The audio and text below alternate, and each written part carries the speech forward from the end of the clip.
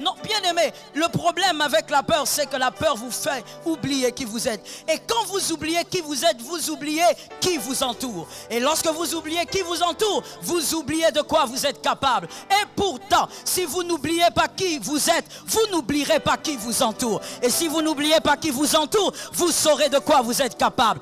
Qui vous êtes un enfant de Dieu, entouré par la gloire de Dieu. Et la gloire est capable de vous protéger malgré les difficultés. La gloire est capable de vous protéger malgré le problème. La gloire est capable de vous protéger alors que personne ne peut le faire. La définition de ce qui est en face de vous dépend de ce que vos pensées ont emmagasiné. Si en face de toi tu as Goliath et que tu as emmagasiné les paroles du Seigneur, tu diras c'est un incirconcis.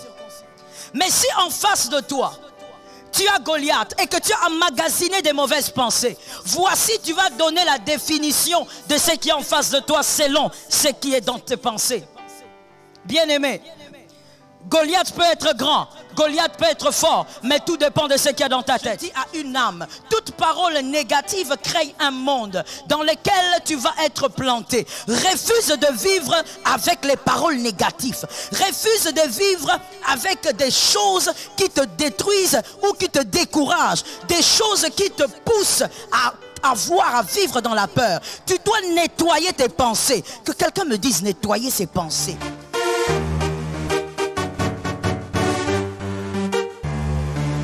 Shalom bien-aimé dans le Seigneur Jésus-Christ. Aujourd'hui la servante de Dieu Joël Gloria Cabassel, pasteur principal de l'église Assemblée évangélique Nouvelle Alliance de Kinshasa, nous encourage à ne pas céder à la peur, mais à faire confiance à Dieu et à sa puissance. Ne crains point, tu ne mourras pas, Dieu est avec toi. La peur est une émotion ressentie en présence ou dans la perspective d'un danger. L'instinct de conservation provoqué par l'analyse du danger permet au sujet de fuir ou de combattre. Avez-vous peur de quelque chose de tangible comme les araignées et la hauteur? Vous avez peut-être peur de l'échec, du changement ou de quelque chose que vous avez du mal à identifier. Quelle que soit la chose qui vous fait peur, vous devez apprendre à la reconnaître, à l'affronter et à surmonter cette peur pour que rien ne puisse vous retenir. La Bible nous encourage à ne pas avoir peur, car Dieu est avec nous. De nombreux passages de la Bible présentent Dieu comme un refuge et un protecteur. La peur peut être un obstacle à la foi et à la confiance en Dieu. Par exemple, dans le livre de Deutéronome, Dieu dit à son peuple, « Ne crains point, car je suis avec toi, ne t'effraie point, car je suis ton Dieu, je te fortifierai, je te secouerai, je te soutiendrai de ma main droite. » Deutéronome 31, 6. Il est important de noter que la Bible reconnaît également la peur comme une émotion humaine normale. Cependant, elle encourage à ne pas céder à la peur, mais à faire confiance à Dieu et à sa puissance. Abonnez-vous, aimez et partagez afin d'apporter l'évangile de Jésus-Christ aux nations car il y aura plus de joie dans le ciel pour un seul pécheur qui se repent. Que la bénédiction de Dieu soit votre partage dans le nom puissant de Jésus-Christ. Amen. La peur. Pour saisir ta saison, tu dois être capable de vaincre la peur. Surtout en ce qui concerne cette période compliquée. Tu dois être capable de vaincre la peur. La peur est définie comme une émotion. Et les psychologues disent que la peur n'est ni bonne ni mauvaise. Parce que la peur est simplement l'expression du corps. Le corps s'exprime parce que le corps a capté une information. Donc, les psychologues disent, elle n'est ni bonne ni mauvaise. Mais voyez-vous, je suis d'accord avec eux évidemment, puisqu'ils l'ont étudié. La peur donc devient dangereuse à quel moment? La peur devient dangereuse lorsque la peur commence à dicter vos pensées. Lorsque la peur prend le contrôle de vos pensées. Lorsque dans vos pensées de manière constante, vous avez des idées, des choses négatives qui trottent à l'intérieur de vous, qui cogitent nuit et jour. Lorsque les pensées négatives s'installe dans votre pensée, c'est là que la peur maintenant devient dangereuse. C'est là que la peur commence à vous dicter. La peur commence à vous guider. J'aime Philippiens 4:8. Philippiens 4:8. Philippiens 4:8. Vous pouvez le prendre avec moi.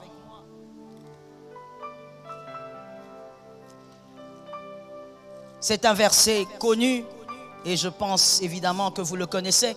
Philippiens 4:8, je lis au nom de Jésus. Au reste, frères, que tout ce qui est vrai, tout ce qui est honorable, tout ce qui est juste, tout ce qui est pur, tout ce qui est aimable, tout ce qui mérite l'approbation, ce qui est vertueux et digne de louange, soit l'objet de vos pensées, qui a dit Amen. Donc voyez-vous que ça soit l'objet, c'est-à-dire que ça soit le focus de vos pensées, que tout ce qui est agréable, que quelqu'un me dise agréable, que ce qui est agréable soit l'objet de tes pensées.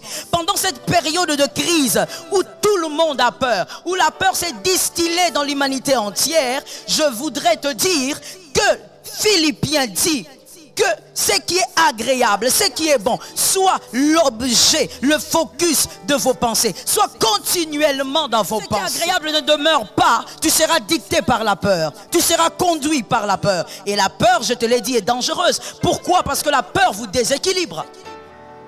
La peur vous déséquilibre. Vous serez incapable de réfléchir correctement. La peur, elle vous paralyse à un point où vous êtes incapable de réfléchir correctement. La peur, c'est comme la colère. Elle vous paralyse. La peur est dangereuse. Voilà pourquoi ce qui est agréable, excellent, doit continuellement être l'objet de vos pensées. Voici quelques dangers de la peur. Évidemment, nous n'allons pas terminer. Si Dieu le permet, il nous donne la vie, on va évoluer prochainement. Voici le danger, le premier danger de la peur. Pendant cette période de crise, au nom de Jésus, qu'autre chose pénètre tes pensées, qu'autre chose loge dans tes pensées, afin que tu ne sois pas victime de ce premier élément que je vais présenter. Celui qui a peur s'oublie. Lorsqu'on a peur, on s'oublie. Parce que toutes vos pensées sont dirigées vers la chose qui vous effraie. Lorsqu'on a peur, on oublie qui on est.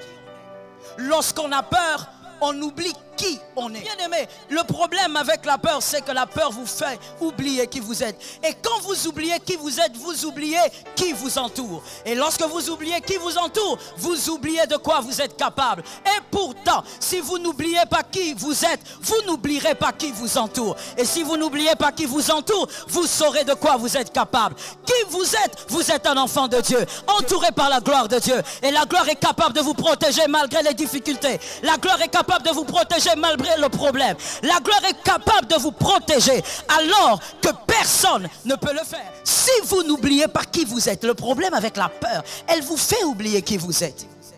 Par la grâce de Dieu, l'autorité du Saint-Esprit, n'oublie pas qui tu es. 1 Samuel 17, 1 à 11. Lisez avec moi ce verset s'il vous plaît. 1 Samuel 17. 1 Samuel 17, 1 à 11. 1 Samuel 17, 1 à 11. C'est une longue lecture, mais on va le faire. Au nom de Jésus. Les Philistins réunirent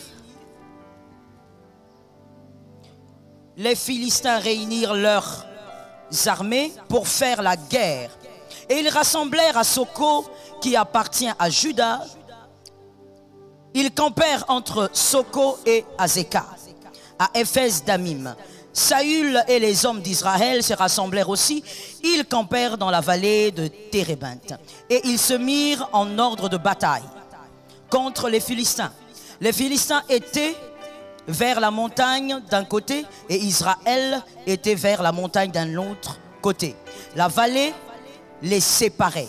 Un homme sortit alors du camp des Philistins et s'avança entre les deux armées. Il se nommait Goliath. Il était de Gath.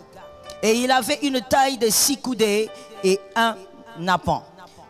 Sur sa tête était un casque d'airain et il portait une cuirasse en écaille du poids de 5000 cycles d'airain. Il avait aux jambes une armure d'airain et un javelot d'airain entre les épaules. Les bois de la lance étaient comme une ensuple de tisserand. Et la lance pesait 600 cycles de fer. Celui qui portait son bouclier marchait devant lui. Les Philistins s'arrêta et s'adressa aux troupes d'Israël, rangées en bataille. Il leur cria: pourquoi sortez-vous pour vous ranger en bataille? Ne suis-je pas le Philistin? Et n'êtes-vous pas esclave de Saül? Choisissez un homme qui descende contre moi. S'il peut me battre et qu'il me tue, nous vous serons assujettis. Mais si je l'emporte,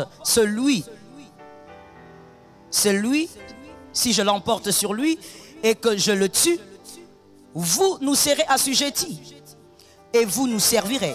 Les Philistins disent encore, je jette en ce jour un défi à l'armée d'Israël. Donnez-moi un homme et nous nous battrons ensemble. Verset 11. Saül et tout Israël attendirent ces paroles du Philistin et ils furent effrayés et saisis d'une grande crainte. Parole du Seigneur. Vous comprenez donc par cette lecture que quelque chose se passe ce jour-là. Goliath est décidé de terrasser Israël. Mais lorsque Goliath est décidé de terrasser Israël, il s'avance, il lance un défi et il parle. Voilà le problème, il parle. Il parle tellement, mais pendant qu'il parle, Saül ne dit rien. Pendant qu'il parle, la troupe d'Israël ne dit rien. Voilà le problème. La Bible dit au verset 11 que Saül, ainsi que tout Israël, l'armée d'Israël, furent effrayés. Mais qu'est-ce qui a vraiment effrayé Saül? Ce qui a effrayé Saül n'était pas la gabarit de Goliath. Ce qui a effrayé Saül, ce sont les paroles que Goliath sortait, qui sont allées se loger dans ses pensées, qui sont allées habiter dans ses pensées. Pendant que Goliath parlait, Saül était en train d'emmagasiner ses paroles. Et donc ces paroles ont créé un monde, une âme. Toute parole négative crée un monde dans lequel tu vas être planté. Refuse de vivre avec les paroles négatives. Refuse de vivre avec des choses qui te détruisent ou qui te découragent. Des choses qui te poussent à vivre dans la peur. Tu dois nettoyer tes pensées. Que quelqu'un me dise nettoyer ses pensées. Tu dois les nettoyer. C'est ce qui a fait peur à Saül. Qu'est-ce qui a fait peur à Saül? Les paroles que Saül avait emmagasinées maintenant au niveau de ses pensées. Et Saül a reculé. Il a reculé. Et quand il a commencé à avoir peur à cause de ses paroles, Saül a oublié qui il était. Saül a oublié qui était cette armée. Oh Lord have mercy.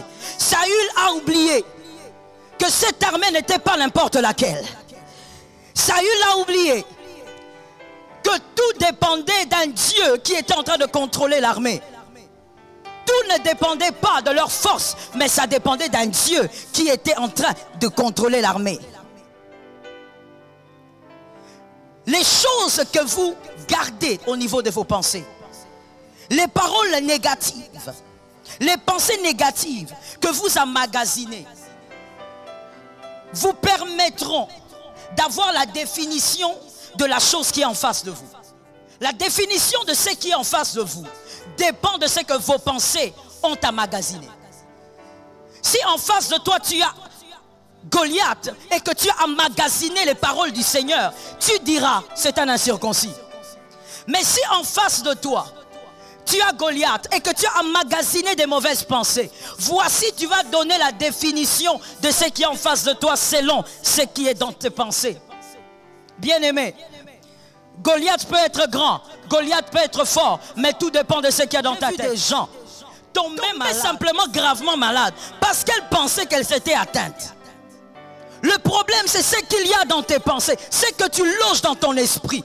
Même si tu es atteint, mais dans ton esprit tu dis, je suis de la race des élus, je ne peux pas mourir aujourd'hui. J'ai cette saison, Dieu me l'a donnée. Dieu va m'accorder la guérison. Bien-aimé, la guérison t'atteindra. Parce que ce qu'il y a dans tes pensées définit ce qui est en face de toi. Que l'Éternel nous aide. Donc, bien-aimé, Saül a été traumatisé à cause de ce qu'il avait emmagasiné au niveau de ses pensées. Laisse-moi aller vite et te dire ceci. Maintenant, dans 1 Samuel 17, 26, vient un autre. Cet autre n'est personne d'autre que David. Cet autre, c'est David. Quand il arrive, écoutez ce que David lui dit. David dit, 1 Samuel 17, 26, David dit, aux hommes qui se trouvaient près de lui, que fera-t-on à celui qui tuera ce Philistin? et qui ôtera l'opprobre déçu d'Israël. Qui est donc ce Philistin? C'est ainsi l'armée du Dieu vivant. Bien-aimé, pourquoi David est révolté? Parce que David, lorsqu'il était en train de perdre les brebis, David était en train d'emmagasiner les pensées positives. David était en train de travailler son intelligence, travailler son esprit. Il a emmagasiné des pensées positives. David était en train de perdre les brebis en disant « L'Éternel est mon berger, l'Éternel est avec moi ». Et quand il se tient devant Goliath, il dit « Qui est cet incirconcis ?» Lorsque David parle de la circoncision de Goliath, il est en même temps en train de rappeler à son âme sa propre circoncision. Lorsque vous n'oubliez pas qui vous êtes, vous allez vous rappeler de celui qui est en vous et vous allez bien définir celui qui est en face de vous. Lorsque David disait,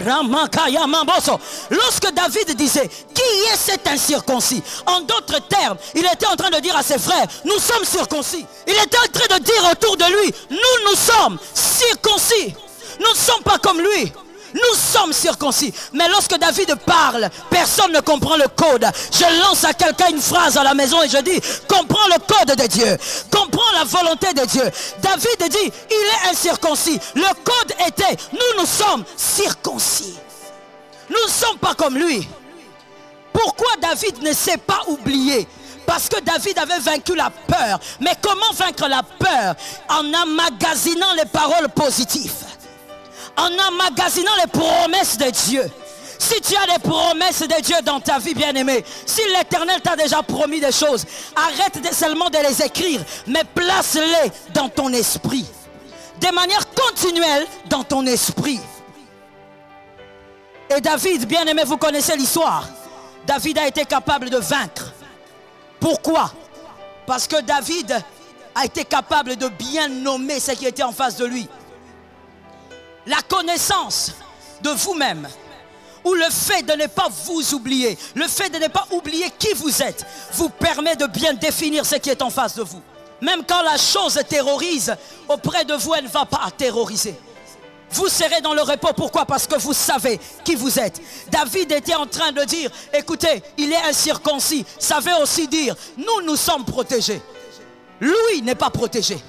Il est incirconcis. Ça veut aussi dire, lui n'est pas gardé, nous sommes gardés. Il est incirconcis. Ça veut aussi dire, et ça j'aime, ça veut aussi dire, lui n'est pas aimé de Dieu. Nous sommes les aimés de Dieu. David rappelle la petitesse de Goliath pour qu'il rappelle à son âme la grandeur qu'elle est. David rappelle aux hommes la petitesse de Goliath, afin que les hommes se rendent compte que eux sont grands, que lui-même est grand. Bien-aimé, n'oublie pas qui tu es pendant cette période. Les mauvaises nouvelles, les fake news. D'abord, frère, sœur, je te supplie, fonctionne un peu normalement. Évite de nager dans les fake news. Évite de nager dans des nouvelles inutiles que tu n'as pas vérifiées. Si la nouvelle n'est pas, la source n'est pas fiable, arrête de passer ton temps là-bas. Tu ne fais qu'entendre des mauvaises choses qui détruisent tes pensées. Que le Seigneur nous fasse grâce. Celui que tu es, laisse-moi parler de toi un peu. Celui que tu es garantit ta sécurité. Celui que tu es garantit ta protection. Celui que tu es, est-ce que tu sais qui tu es? Sais-tu que tu es enfant de Dieu? Sais-tu que tu es fils de Dieu? Sais-tu que tu es un élu? Sais-tu que tu es dans un sacerdoce royal? Oh, que quelqu'un me dit, je suis un roi. Tu es dans un sacerdoce royal. Est-ce que tu comprends ça? As-tu déjà vu un roi sans protection? As-tu déjà vu un roi sans garde? Il y a des gardes invisibles qui veillent sur ton âme. Le créateur de toutes choses, c'est celui qui contrôle tout ce qui est visible et invisible. We praise the Lord. Voilà pourquoi dans Juge 6, 12, Juge 6, 12, l'ange vient dire à Gédéon, tu es un vaillant héros. Drôle de salutation. Je préfère encore la salutation de Gabriel à Marie. Je vous salue Marie. C'est comme ça qu'on salue normalement. On salue. Mais celui-ci, il vient, il dit, vaillant héros. On ne salue pas en disant à quelqu'un vaillant héros. On commence par dire bonjour ou bonsoir ou salut. Mais pourquoi il dit vaillant héros? Parce que lorsque l'Éternel vient vers Gédéon, il comprend que le héros que je vais utiliser est trop malade. Il est malade, il a un problème au niveau de ses pensées. Il se minimise parce qu'il a alimenté des pensées négatives. Il s'est laissé nourrir tous les jours avec des pensées négatives.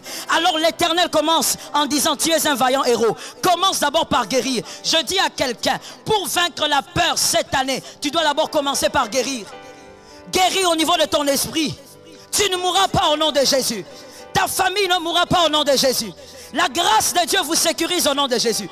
Commence d'abord par guérir. Commence d'abord par réaliser, par te rappeler de qui tu es. Tu es un vaillant. Tu es un grand. Il ne suffit pas d'entendre les promesses. Je dis à quelqu'un que les promesses quittent de la bouche des prophètes et que les promesses deviennent un vêtement de gloire pour toi. Tu dois porter les promesses comme un vêtement de gloire. Tu dois ruminer tes promesses au niveau de ta pensée. Tes promesses doivent cogiter au niveau de ta pensée, nuit et jour. Lorsque le mal veut t'atteindre, rappelle-toi qu'il est écrit, qu'il ne t'abandonnera pas, qu'il ne te délaissera pas. Les promesses de Dieu, bien-aimés, doivent demeurer dans votre esprit. Et vous devez les porter comme un manteau. Ne jamais les lâcher. Ne jamais vous séparer de ça. La tunique de Joseph, la tunique bugarée de Joseph, ça c'est pour les hommes charnels. Les hommes comme Judas, comme Lévi, comme Zabulon, des hommes charnels. Ils viennent, ils arrachent la tunique. Ça ce sont des hommes charnels qui voient la tunique bugarée. Mais la tunique des promesses, que quelqu'un dise ma tunique des promesses. Ma tunique des promesses est invisible. Ta tunique des promesses, personne ne peut te l'arracher. Ta tunique des promesses, aucun homme ne peut te l'arracher. Ta tunique des promesses, même le diable, il est incapable de l'arracher. Oh, we praise the name of Jesus. Même le diable est incapable de te le prendre. Pourquoi? Parce que c'est que Dieu a dit, demeure avec toi, reste avec toi et tu les gardes. Je veux dire à quelqu'un, tes promesses sont attachées à toi plus que la peau qui est attachée à tes os. Les promesses. Mais seulement tu es un homme de promesses. Mais regarde comment tu trembles pendant ce moment. Regarde comment tu as tellement peur. C'est-à-dire, tu es toi-même démoralisé. Tu es toi-même déséquilibré. Tu cites, donc tu es dépassé. Pourquoi? La peur. Et pourtant tu es un homme de promesses. C'est en ce moment de crise qu'on reconnaîtra les hommes de promesses. Il ne suffit pas de lever la main et de dire je suis Joseph. Non, c'est en ce moment qu'on se connaîtra les vrais chrétiens. Porte tes promesses comme un habit de gloire. Et que tes promesses t'aident à te réveiller le matin à dire Jésus est vivant, je passerai cette crise. Que tes promesses t'aident à réaliser que Jésus est puissant. Tu vas vaincre cette crise. Oh Lord. Les promesses que le Seigneur t'a faites sont des choses qu'aucune maladie ne peut t'arracher. Je bénis le Seigneur. Les promesses que le Seigneur t'a faites font de toi un homme que tu ne connais pas totalement, réellement. Tu dois donc vivre selon ces promesses. De manière continuelle. Je sais que tu le sais. Mais le problème est que pour vaincre la peur, ça doit rester de manière continuelle dans ton esprit. Même si les hommes tombent à gauche et à droite, rappelle-toi de qui tu es. Ne laisse rien t'arracher cette pensée. Ne laisse personne t'arracher cette pensée. Celui que tu es garantit une protection. Celui que tu es garantit une couverture. Oh Lord, we thank Lord. Celui que tu es, même dans la distraction, parce que tu es un roi prêtre, les anges vont camper, même lorsque toi tu es distrait. Sois capable de vaincre ce moment, cette crise, avec les pensées positives, avec l'onction qui te soutient. Sois capable de la vaincre. Parce que tu es dans cette saison, tu en es donc capable. Parce que tu es dans cette saison.